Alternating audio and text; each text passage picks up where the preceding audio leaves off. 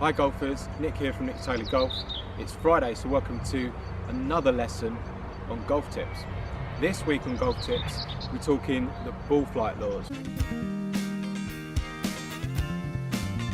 So I still find there's some confusion over the ball flight laws, and a lot of golfers are probably working on the wrong thing to correct a slice. When I first started playing golf, I was led to believe that where you aimed your body and the path of the swing gave the ball the starting direction, where we now know for certain that the starting direction is more influenced by the club face. According to TrackMan, 80% of starting direction is influenced by the club face. And in the past, I was led to believe it was the swing path that gave the ball the starting direction, and the ball curved as a result of where the club face aimed.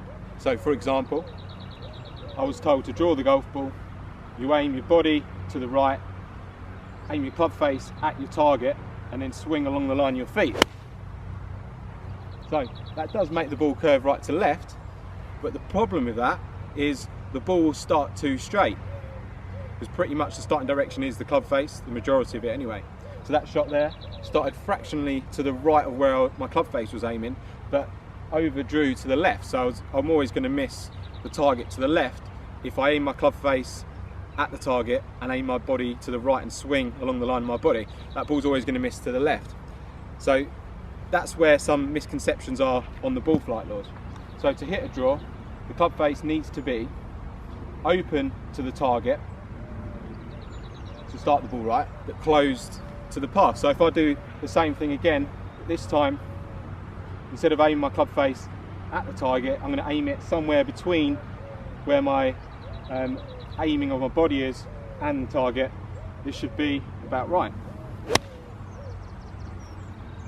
Okay, pretty good. So that shot there started right and it drew back towards the target without crossing the target. I think that's quite important. When you shape the golf ball, if you know you're going to draw it, you want the ball to start right and curve back towards the target without going across. So as soon as that ball goes across, then you start to lose a lot of control or distance control or where the ball's going to finish. It's the same with a fade. If you're fading the golf ball, you need it to start left. If you start it too straight, it's always going to move away from the target, and you want that ball moving towards the target the whole time. It might not always get back to the target, but at least you know it's roughly going to finish on the target or just to the right if you're trying to draw, or if you're trying to fade, it's going to finish just to the left or on the target. As soon as you start over curving it, and you start to have two misses, and that's really hard to control. So ball flight laws, I think, are still misunderstood a little bit, and I think because of this, golfers sometimes work on the wrong things to correct their swing. So I'm going to hit two shots here. The first shot is going to start right and curve left towards the target, hopefully anyway. Okay, so hopefully you saw that on the camera there. Nice draw back towards the target. So I'm going to hit another one. This time I'm going to start it in the same place, but you should see a different curve on the ball. I'm aiming my body pretty straight both times. Okay, so if you saw that one, that ball started pretty much the same as the first shot, but that time it curved to the right.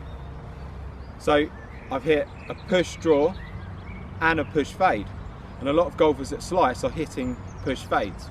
And to correct that, what they do is try and release the hands to draw the ball. So if they're push fading, they try and release the hands to draw the golf ball, and then what happens, if they overdo that, they start pulling the golf ball like that, and that's no good either. So you've got a push slice and a pull, so both of those shots are going to finish way away from the target, which is no good for anyone. So I find golfers that are push fading and calling it a slice, they work on the club face, which is probably the wrong thing to work on. As you saw with those two shots I hit a minute ago, they both started roughly in the same direction. One drew back towards the target, one faded away from the target. So the issue wasn't the club face, because the club face was pretty similar in both shots. However, one curved to the right, one curved to the left. So the main issue with those two shots, well, the main issue with the slice shot there, is the path of the swing. And that's where a lot of golfers, I think, go wrong, is they try and work too much on the club face if they're slicing or push slicing by trying to close it, when actually they should be working more on the path. And one of the biggest reasons people, I think, slice the golf ball is because when they swing back, they move a bit too much to the right and they stay on the right too much through impact.